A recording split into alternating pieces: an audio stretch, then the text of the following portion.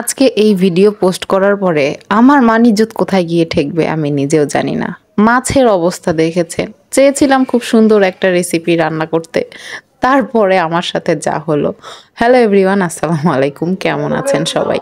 দুপুরবেলা এই সুন্দর তাজা তাজা মাছগুলো ভেজে সুন্দর করে মরিচ পেঁয়াজ দিয়ে মোটামুটি ভালো একটা রেসিপি রান্না করতে চেয়েছিলাম।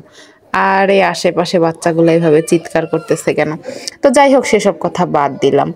চেয়েছিলাম সুন্দরভাবে মচমচা করে মাছগুলো ভাজতে, একদম তাজা মাছ ছিল। মামুনি যখন মাছগুলো কাটতেছিল দেখছিলাম লাফাচ্ছিল। আর সেই মাছগুলো এরকম অবস্থা হবে মানে মাছের 14 গোষ্ঠীর 12টা বাজায় ফেলছি আমি, গাইস। তো যাই হোক, আপনারা কি বলবো, অনেকে থাকতে পারে যারা কমেন্ট করতে পারেন যে রান্নাবাড়ি জানে না, রান্না দেখাইতে আসছে ফেসবুকে। তো আপনারা আমাকে আর কি ব্যাড কমেন্ট করবেন, আমি নিজেই নিজের ঢোল পিটাচ্ছি। আসলে আমি মাছের 12টা বাজায় দিছি।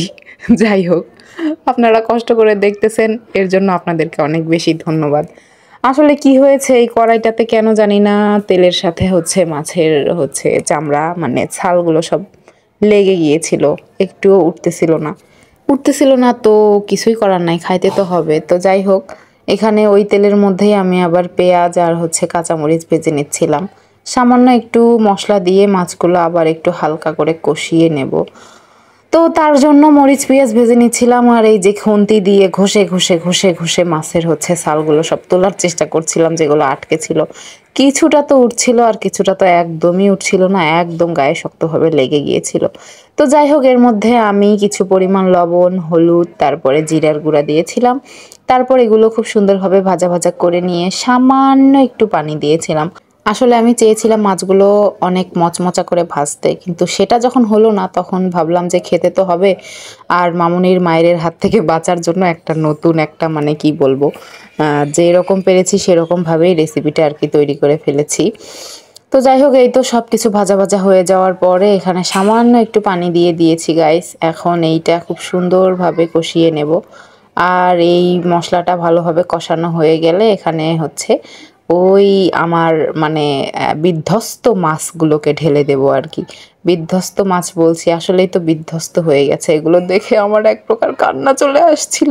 তো যাই হোক, কিছুই করার নাই, মাছ তো খাইতে হবে, এগুলো তো আর ফেলে দেওয়া যায় না। এত সুন্দর টাটকা মাছ, আফসোসটা এখানেই লাগলো, একদম তাজা মাছগুলো লাফাচ্ছিল।